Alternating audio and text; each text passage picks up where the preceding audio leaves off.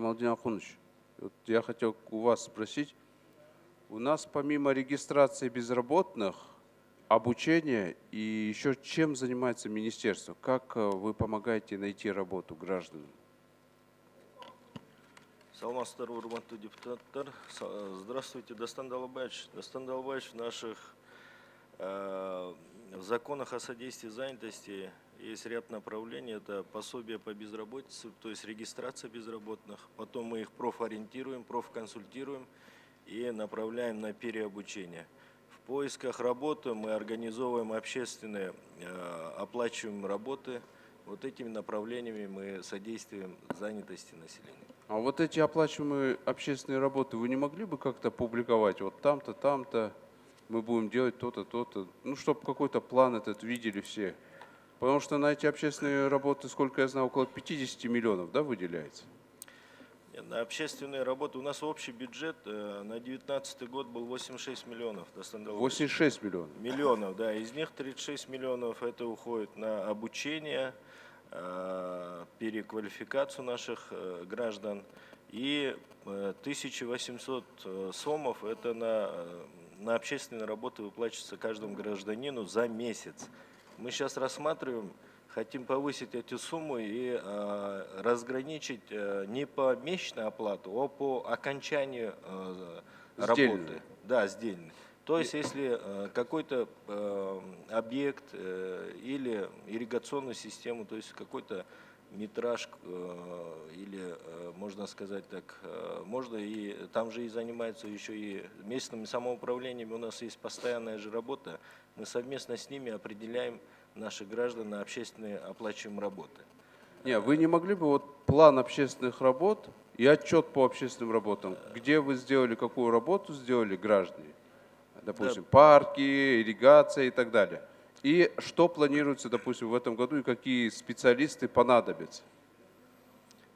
Дастан Далбаевич, да, это обязательно выходит на нашем портале занятость.kg и непосредственно на местах местное самоуправление совместно с нашими территориальными управлениями, они это освещают. Но общественно оплачиваемые работы это только для лиц зарегистрированных у нас. Нет, все правильно, я понял. Но нужно публиковать, чтобы граждане знали, это же деньги же налогоплательщиков, правильно? Хорошо, мы это учтем и будем информировать наших Там потому что тоже, я не буду сейчас сдаваться в подробности, там есть злоупотребление, когда по бумажкам закрывают как общественная работа, а там на самом деле такой работы и не было. И потом вот обучение. Чему обучаете вы в основном? В основном рабочим профессиям. Это обучение с 3 месяцев до полугода. Да, вот как перечень есть? Перечень чему есть, обучаете? Да, каким специальностям? Повара, сварщики, в сфере услуг, в сфере переподготовки наших крановщиков и так далее. Есть ряд, более 100 у нас агентств по профобучению. Мы с ними заключаем договора и по потребности рынка труда обучаем.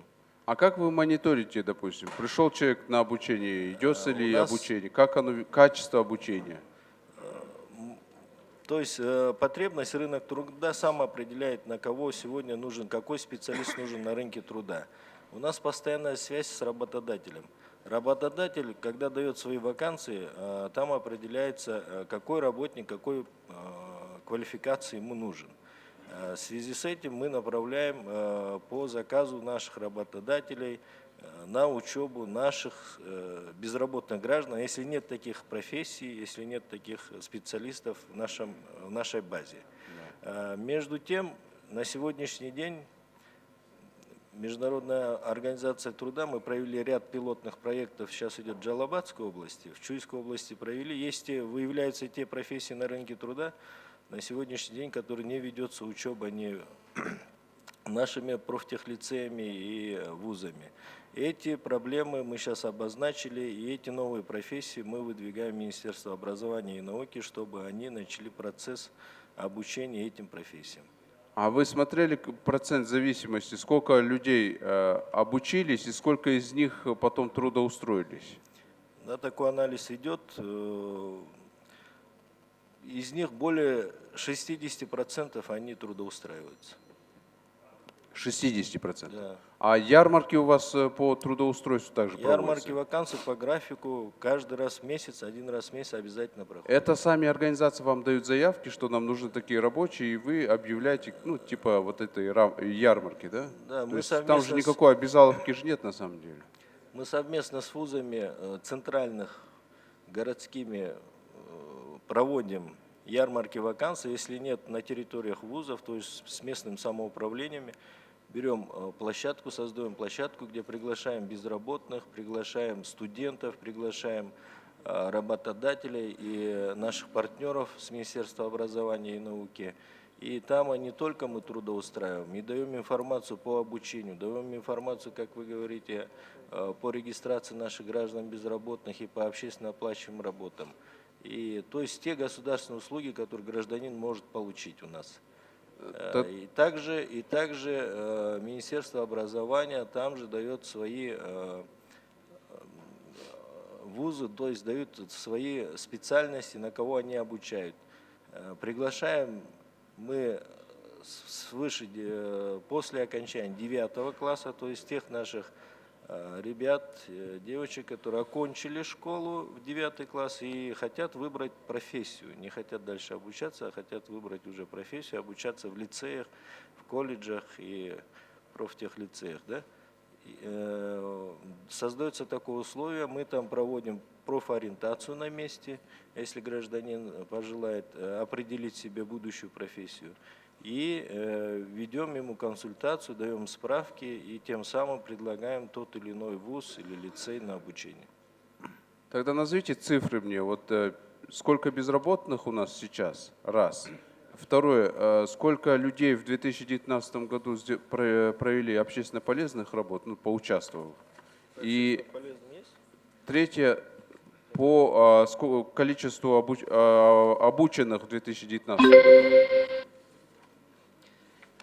Так, безработных граждан на сегодняшний день у нас официально зарегистрированных, являющих и имеющих статус безработных 76 100 человек.